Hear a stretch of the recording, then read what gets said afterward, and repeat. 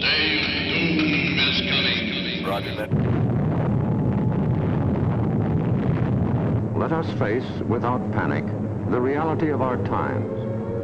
The fact that atom bombs may someday be dropped on our cities. Our country and all its people could be in danger of nuclear attack in minutes by enemy missiles, in hours by enemy aircraft. Your blood will turn white. Your face will turn green. Your eyeballs will pop with pressure. Our cities, our farms, our factories. My life has been very conservative. I don't think I've really done anything crazy. People, look at me and it seems to them everything I do is crazy. I don't do anything like, never have like carpentry work or gardening or cooking or painting or anything of that nature. I never do anything. If I have my way, and then sometimes the car will sit there for a couple of weeks.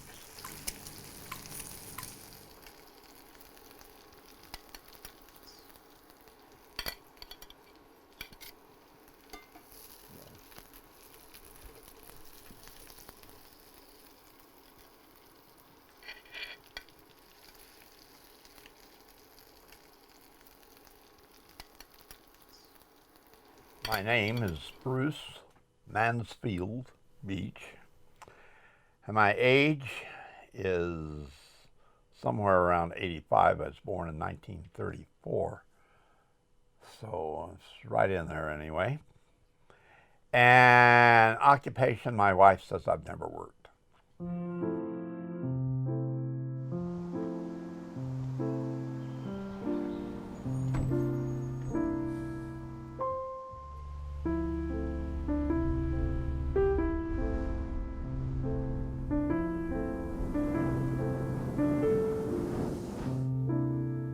I was born in Kansas. I went into the military at an early age. And I ended up attending 11 universities. And in the last couple of months, I've completed 2 courses from Harvard. I started out as a, quote, I guess what you call a survivalist, 2012 and Y2K, and I've seen dates like this come and go and come and go. There are many people on the planet at the moment have different paradigms of extinction. Most people have, well, I'll put it kindly, very different ideas from what I hold.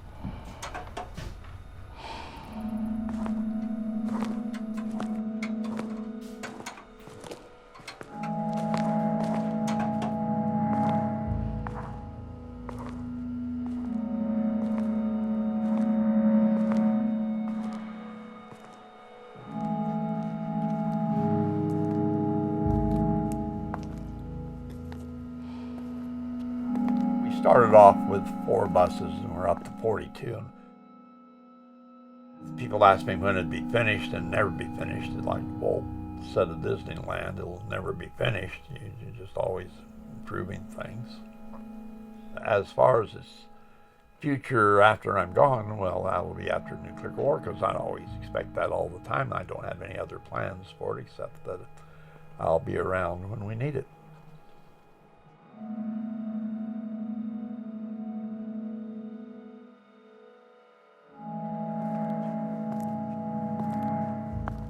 We tried to equip the shelter with everything that's necessary. At the beginning, we put in a gigantic big generator room that would supply the whole of the village here, for that matter. Main thing is for every system that you have a backup and a backup for the backup and a backup for the backup.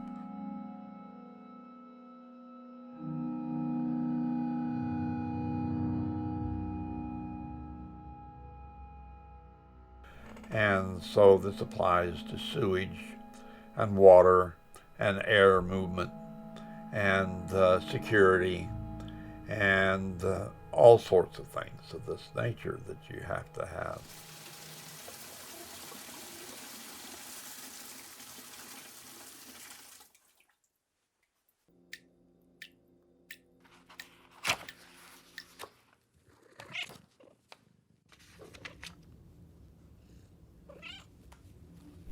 I don't feel anything about the shelter. I don't bother. He does all he wants, and I'm proud of him to do that. But I don't think he's going to need it. That's the thing that bothers me most. He spends a lot of time, a lot of money, and a lot of people come to see it. My daughter helped him a lot there, but I very seldom go. But I did have a garden up there for a while. Now, there was a lot of resistance at the outset there. A number of influential people of this type were upset with us. And we ended up in court, 20, 30 times. But they did raid us many, many times. One time my wife looked out the door and the window and says, "Well, what's that all about?" And I turned around and looked, and here was this whole string of vehicles down the street there. I better go out and check what's going on at the shelter, because I had people up there working. "Oh, we're here to do an inspection." They always called it inspections. Anyways, shortly then there showed up the CBC. They show up their truck with their big dish up on top of it, and "What's going on?" they say, I said, "We're being raided." "Great!" They jumped out of their car and let their cameras. "This is going to be great." But the cops took and they put their yellow tape all around the whole thing and wouldn't let them go over and into it. I said, "No, they're welcome to come in." "No, they aren't. This is a police line." So I couldn't argue them out. So the CBC didn't get come in, but they filmed the whole thing, and it was on the National that night, so there's lots of publicity. We weren't looking for publicity, but we got it anyway.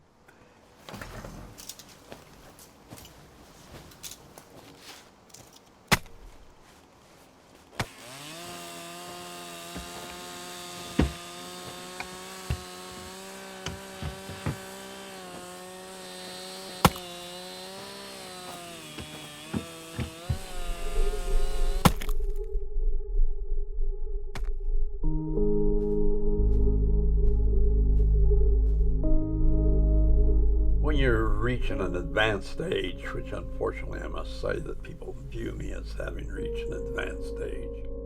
And you look back over things, you see them quite differently. You play them back over, but you tell these stories, I tell the stories, and things that you think were bad, you realize later on that they were good. And things that you desired to attain and thought would be good, turned out that they could have been better.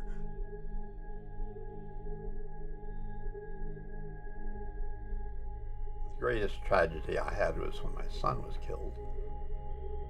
And when I went to religious books and I gathered them all around me, maybe it had been 15 books. I just gathered them up and I was going to read to console myself, but I'd pick up a book and it talked directly about the loss of a child or a son.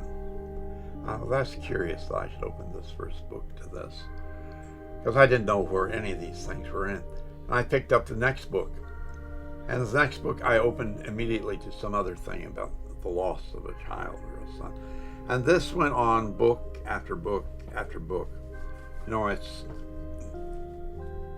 beyond any coincidence I've had. It was a difficult time to get through. And so for 2 years, I was quite depressed by this.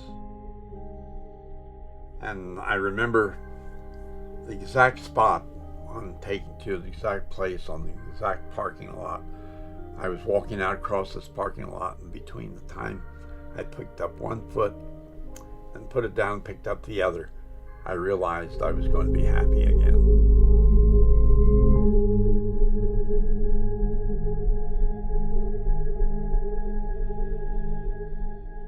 I've gone and I've sat in monasteries and in various countries of the world, and I've done this spiritual search, but I've never achieved what in Buddhism is called satori or enlightenment. And it may be that I'm going to have to live a lot longer or something here. I don't know what, but it's a journey that I'm still on. But that is what disappoints me most at the moment. When you look back, and the billions of people have come in the world, none of them are remembered. And 100 years or 1,000 years from now, there will be less that would be remembered. And it makes no difference. There's just a divine destiny to things. And we're in there playing our individual role, and my individual role is not necessarily any more key than somebody else. It's just the thing that where I am and what I do. Oh, he'll be coming around the corner when he comes. He'll be coming around the corner when he comes. The old gray mare ain't what he used to be. He'll be coming around the corner when he comes. Mm-hmm. Most important thing for everyone in life, from the moment they stand up in the crib and grab the rail and they look out about them, is to answer the question, what in the world is all this about? What's going on here? Who am I? What is the purpose of life? If people aren't asking that question, and many people, it never even occurs to them to ask the question, and of those who do, great numbers of them easily give up because nobody around them has the answer.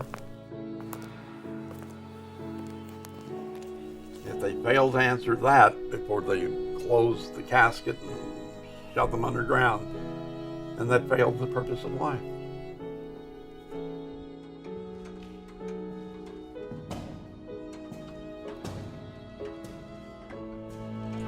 I found that answer.